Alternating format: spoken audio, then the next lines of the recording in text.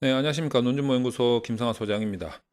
이제 추석 연휴가 내일이면 끝이네요. 저도 추석을 제 고향에 갔다 와서 모처럼 가족들과 아주 즐거운 시간을 보내고 왔습니다. 저는 어제부터 본격적으로 10월 달 업무를 시작하고 있었어요. 뭐 일요일이기도 하고 연휴였지만 그래도 연구를 게을리하면 안 되기 때문에 쉬는 시간을 단축하고 연구하는 시간을 더 많이 가져야겠다. 이런 신념으로 어제부터 일을 했습니다. 자, 그랬더니 많은 분들이 문의도 주시고 연휴인 중에도 불구하고 같이 연구를 하겠다. 이렇게 생각을 하시고 아마 열심히 10월을 준비하고 계신 것 같아요. 그 중에 몇 분이 저희 연구소로 찾아오셔가지고 이런저런 이제 컨설팅도 받으시고 이야기도 하시던 가운데 제가 또 약간 열받는 일들이 조금 있었습니다. 제가 뭐 열받는 일이 뭐가 있겠습니까? 맨날 뭐 논문만 들여다보고 있는 사람이 그냥 찾아오시는 분들이 자기 생각이나 자기가 지금 현재 겪고 있는 일들을 이야기하다 보면 같이 감정이입이 돼가지고 저도 몰입이 돼가지고 같이 슬퍼하고 같이 열받고 같이 웃다가 뭐 그러다가 논문 쓰고 가고 뭐 이러는 판국이에요. 어제 오늘 있었던 일들을 잠깐 생각을 하면서 제가 이 영상을 만들고 있는데 어떤 거냐면 이런 겁니다. 학위 논문의 특성상 아무래도 공부하는 사람들이 쓰는 논문이 학위 논문이기 때문에 공부한 내용을 쓰는 거다라는 점에서는 뭐 저도 일부 긍정합니다. 자, 그런데 그게 과도하면 학생들한테는 더 할 나위 없는 스트레스가 된다. 이런 문제의식을 가지고 있습니다. 논문이라는 것을 가만히 글자 그대로의 의미를 생각을 해보면 논할 논자 아니겠습니까? 다시 말해서 연구자가 자기가 논하고 싶은 것을 쓰는 게 논문인 거죠. 자기가 논하고자 하는 것을 연구를 해서 그 연구 내용을 쓰는 거죠. 연구 내용. 그 연구라는 게 뭐겠습니까? 내가 뭔가 문제 제기를 하고 그 문제를 풀어서 그 결과가 가지는 의미가 뭐다라는 것이 연구 내용 아니겠습니까? 자, 그러면 그것만 가지고 페이퍼 작업을 해도 독자 입장에서는 읽을 거리가 충분하다. 이 연구자가 과연 어떤 생각으로 어떤 취지에서 이 연구를 하게 됐으며 그 연구를 어떻게 풀어냈을까? 과연 그 결과가 가지는 가치가 무엇일까? 이제 이것을 독자가 알고 싶은 것이고 연구자는 그것을 집중적으로 설명을 하면 되는 거죠. 사실 그것만 해도 페이퍼 작업을 막상 해보면 최소 20페이지는 좋게 나옵니다. 그래서 학회 같은 경우에는 여러분들 학회지에 논문을 투고해 보신 분들은 아시겠지만 물론 학회지라는 그 지면상의 한계도 있겠지만 학회에서 페이지 수를 제한을 많이 하고 있죠. 그래서 내가 연구한 내용을 요약하고 줄이기에 바쁩니다. 사실 학회지 투고 논문 같은 경우에는요. 자, 그런데 이제 학위 논문은 사정이 좀 달라요. 아무래도 이제 공부하는 학생이 쓰던 거다 보니까 자기가 연구하는 그 내용과 관련된 공부했던 내용을 다 담아라. 그게 학위 논문이다라고 규정을 한다면 뭐 저도 그 부분에 대해서는 뭐 딱히 반대하고자 할 생각은 없어요. 그런데 그게 이제 과도하게 됐을 때 공부한 내용 싹 다 적어라. 이것도 적고 저것도 적고 요것도 좀 자료 찾아가지고 적고 하는 김에 저것도 적고 하는 김에 저것도 적고 이런 식으로 해버리면 야, 그거를 어떻게 다 정리해서 우리 소위 말하는 표절이라는 부분도 다 피해가면서 그러면서 자기의 연구 맥락도 완성도가 있어야 되고 설명도 잘해야 되고 그거 어떻게 북치고 장구치고 그걸 다 할 수가 있을까? 야, 너무 힘들지 않을까? 근데 그거를 소위 말해서 주객이 전도돼 버리면 이제 그때부터 사단이 난다. 저는 이렇게 생각을 하는 거예요. 여기서 말하는 주객이라는 건 어떤 거냐면 주가 연구 내용이에요. 그 사람이 주장하고자 하는 그 내용, 왜 이 연구를 했으며 어떻게 했으며 그 결과의 가치가 어떻게 해석될 수 있는가, 이 부분이 주가 되는 것이고, 뭐 필요 없다라고 할 수는 없지만 뭐 있으면 좋긴 하지만 적당히 좀 있으면 될 것 같은데, 너무 과도하게 많으면 오히려 뭔가 여기서 하고자 하는 말이 뭐지? 이렇게 느낄 정도로 그런 내용이 계기인데, 그게 바로 부연 설명, 보충 설명, 뭐 이런 것들이에요. 그래서 우리가 흔히 친구들끼리 대화할 때도 그러잖아요. 야, 핵심만 이야기해라, 핵심만. 이런 말 많이 하잖아요. 그러니까 논문도 마찬가지입니다. 독자나 듣는 사람들은 핵심만 보고 싶은 거예요. 그런데 뭐 이 주저리 아니 관련이 없는 건 아니야.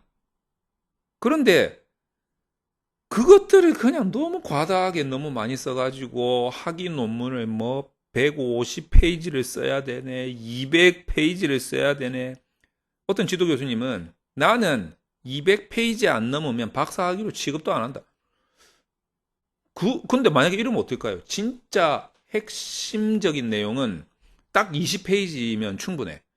완전히 너무 논문이 훌륭한 거야. 연구의 맥락이 너무 좋아. 근데 200페이지가 안 되네. 그러면 그 학교에서는 그 교수님을 리젝트 시킬 겁니까? 200페이지가 안 됐다라는 이유만으로? 만약에 어떤 연구자 학생은 연구의 맥락이 뭔지도 모르겠어요. 도대체 뭘 말하고자 하는지 논점도 모르겠는데 300페이지야. 그러면 통과시킬 거냐 이거예요. 자, 이런 점에서 우리가 한번 되짚어 봐야 됩니다. 그래서 제가 종종 하는 말이 있죠. 자, 이런 부연 설명, 보충 설명, 막 이런 페이지들이 주로 어디에 있느냐? 주로 보면 이제 이론적 배경에 많이 있어요. 이론적 배경이 너무 규모가 커지다가 뚱뚱해지면 그거를 또 반으로 자른다. 또 잘라가지고 뭐 이론적 배경, 그 다음에 뭐 사례 현황 이런 식으로 또 잘라요. 이런 내용들에 대한 다이어트가 좀 필요하다. 뭐 없애라고까지는 제가 하지 않습니다. 근데 다이어트가 좀 있어야 된다. 그게 제가 진짜 주변 사람들한테 이런 말을 하죠. 내가 만약에 대학교 총장이 되면 우리 학교만큼이라도 대학원생들 논문 쓸 때 이론적 배경 부담 너무 주지 마라. 확실하게 연구의 알짜배기 내용이 뭔지 핵심, 논점만 정확하게 쓰는 교육을 실시를 해라. 그리고 그 부분만으로 논문 심사가 될 수 있게 하자. 저는 이렇게 진짜 제가 총장이 되면 교수님들 다 모아놓고 이렇게 할 것 같아요. 우리 학교가 솔선수범해서 좀 제발 이렇게 좀 해보자 할 것 같아요. 필요한 부분만 이론적 배경이라든지 이런 데서 다루게끔 하고, 자, 이런 부분들을 여러분들이 한번 되짚어 봐야 되는데, 뭐 학생분들이 무슨 힘이 있겠습니까? 학생분들은 그냥 맞소 네 말이 맞소, 맞긴 맞는데 나는 힘이 없어, 우리 학교가 뭐 어떻게 바꿀 수 있는 힘이 없어, 이렇게 될 거 아니에요. 결국에는 이제 좀 의식 있는 교수님들이 그렇게 학교를 바꿔가야 되지 않나. 그리고 학생들이 정말 진짜 연구가 뭔지, 연구를 어떻게 하는지를 알게 하고, 자신이 그것을 알고, 그리고 진짜 연구를 효율적이고 효과적으로 할 수 있도록 그런 토대를 마련해 주는 게 학교의 역할이 아닐까 이렇게 생각을 합니다. 제가 오죽하면 이제 추석 바로 이틀 전인가 유튜브를 보는데 그 쇼츠 영상이라고 요새 많이 올라오지 않습니까? 저도 가끔 만들고 있긴 한데 그 쇼츠 영상을 보니까 그 셀트리온 회장님이 강연을 하는 게 쇼츠로 많이 요새 올라오더라고요. 그 강연에서 제가 정말 감명 깊게 제 웬만해서는 다른 사람 강연에서 감명 깊은 감동을 받지 않아요. 제 성격이 좀 지랄 같아서 그런지도 모르겠는데. 근데 그 셀토리온 회장님이 여러 쇼츠 동영상 중에 하나가 너무 감명 깊게 제가 감동을 받았습니다. 그게 뭐냐면, 뭐, 제가 정확한 내용을 표현을 잘 못하겠는데, 이런 내용이에요. 뭐, 예를 들어가지고, 그분이, 근데 대우 자동차에 계셨다고 제가 들은 것 같은데, 거기서 퇴사를 하시고, 셀트리온이라는 제약회사를 만든 거 아닙니까? 전 너무 뜬금없잖아, 이게. 저도 궁금했었어요. 이분이 전공이 아닌데 어떻게 그 소위 말해서 약학이라든지 의학 같은 그런 아주 어려운 공부를 어떻게 하셨을까? 그 내용을 모르고 그냥 회사만 만드신 건가? 라는 생각을 했었는데 그분은 공부를 하셨대요. 근데 공부를 할 수 있었던 이유가 뭐냐면 그것을 대학에 가서 전공하지 않았기 때문에. 와, 그 말이 제가 너무 감명 깊게 와닿았습니다. 어떤 거냐면 내가 무언가를 뭐 하다못해 외국어 하나를 배울래도 대학에 그 외국어 전공 학과를 가서 배우는 게 너무 늦어. 4년 동안 뭐 하냐 이거지. 그냥 외국 가가지고 한 달만 살면 배울 수 있는 것을. 지금 세상이 이렇게 다 변해버렸다는 거죠. 논문 쓰는 것도 마찬가지입니다. 대학원에 가가지고 논문 쓰는 방법, 연구하는 법을 배운다? 굳이 안 그래도 돼요. 유튜브를 한 달만 봐도 연구할 수 있는 방법은 배울 수 있다는 거죠. 그러니까 오히려 학교가 속도를 더 떨어뜨리고 학교가 발전을 더 못 시키는 장소가 돼버리고 있다는 거죠. 그러니까 사실 뭐 시대가 바뀌어서 그럴 수도 있습니다. 지금은 워낙 배울 수 있는 곳이 많고 워낙 기술이 발달해가지고 언제 어디서나 내가 공부하고 싶은 내용을 공부할 수 있는 시절이 됐기 때문에 시절이 바뀌어서 학교의 역할과 기능이 약화됐을 수도 있겠죠. 자, 그렇다고 해서 그 학위라는 것은 학교에서 주는 거 아니겠습니까? 그러니까 그런 내용을 알면서도 학생들이 그 학위라는 것에 잡혀가지고 학교를 따라갈 수밖에 없는, 그래서 교수님이 시키는 대로밖에 할 수 없는 이런 현실이 오히려 지금 세대에서는, 지금 시기에서는 조금 안 맞다라는 생각이 들어요. 이런 공부를 할 수 있는 시간과 공간의 제약을 받지 않고 할 수 있는 콘텐츠가 주변에 깔려 있는데 계속 학교에서는 그 속도를 맞춰서 진행을 못 시켜주니까 학생들도 요새 공부를 되게 많이 하기 때문에 연구할 수 있는 수준과 페이퍼 작성 능력이 굉장히 뛰어난 학생들이 많이 있음에도 불구하고 오히려 학교에서 교수님이 못 따라가주는 현상도 발생하고 있는 것 같다라는 생각이 듭니다. 그래서 사실 컨설팅을 받으러 오시는 학생분들도 이런 대화를 하잖아요. 굉장히 답답해하고 있어요.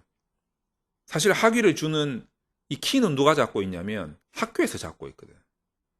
그래서 사실 내가 아쉬워서 학교를 간 거지, 그 학위를 받으려고. 그러니까 말을 안 들을 수는 없고. 사실 이런 논문 지도나 심사 과정을 보면 답답한 부분들이 이제는 뭐가 똥이고 된장인지를 학생들이 판가름할 수 있게 되는 이런 컨텐츠들이 많이 있기 때문에 뭐 이런 컨텐츠를 저만 올리겠습니까? 그러다 보니까 학생들이 이제 알게 되는 거죠. 눈을 뜨게 되는 거지. 그러다 보니 그 사이에 괴리감을 너무 많이 느끼게 되는 겁니다. 그러니까 학생들도 사실 몰랐으면 괜찮은데 알게 되니까 스트레스를 받게 되는 거죠. 그렇게 생각하니까 내가 그 스트레스의 주범이 될 수도 있겠네. 하지만 우리는 정확한 것을 알고 그것을 개선시켜 나가야 학술적인 발전이 이루어지지 않겠습니까? 그래서 저는 학생들이 정말 효율적으로 효과적인 연구를 하고 페이퍼 작업을 할 수 있도록 해주는 것이 중요하다. 그래서 너무 과도한 부연 설명, 보충 설명, 그 쓸데없는 뭐 역사적인 뭐 스토리를 찾아서 집어넣고, 내가 법을 전공하는 것도 아닌데 뭐 법적인 측면도 적어놓고, 만약에 그것을 사례 분석하는 게 내 연구의 목적이라면 괜찮은데 사실 내 논점은 그게 아닌데 너무 과다한 부연 보충 설명 자료들 찾아가지고 집어넣어서 이론적 배경을 뚱뚱하게 만들고 더 뚱뚱하게 만들면 그것을 다시 두 파트로 잘라가지고서라도 그것을 키워서 결국에는 학위 논문을 150페이지를 만들고 200페이지를 만들고 막 300페이지를 만들고 하게끔. 아니, 연구 주제가 그러면 괜찮은데, 연구 주제가 그런 게 아닌데, 그런 자료들을 막 모아가지고 그냥 막 두껍게만 만들려고 하는. 뭐 그렇다고 해서 그 학생의 논점을 전혀 안 보겠다는 건 아니지만 저는 조금 더 논점 위주의 연구 맥락 위주의 페이퍼 작업이 이루어지면 좋겠다. 왜냐하면 그 학생들이 그 학위를 받고 나서 졸업을 해서 계속 연구자가 된다면 그 학생이었던 그 연구자가 연구를 해서 페이퍼 작업을 한 후에 그 페이퍼를 낼 수 있는 곳은 이제는 더 이상 학교가 아니거든요. 그렇게 뚱뚱하게 쓸 필요가 없는 거거든. 학회에서는 계속 페이지를 제한을 해준단 말이에요. 그리고 부연 설명, 보충 설명을 그 정도까지 과다하게 할 필요가 없어지거든.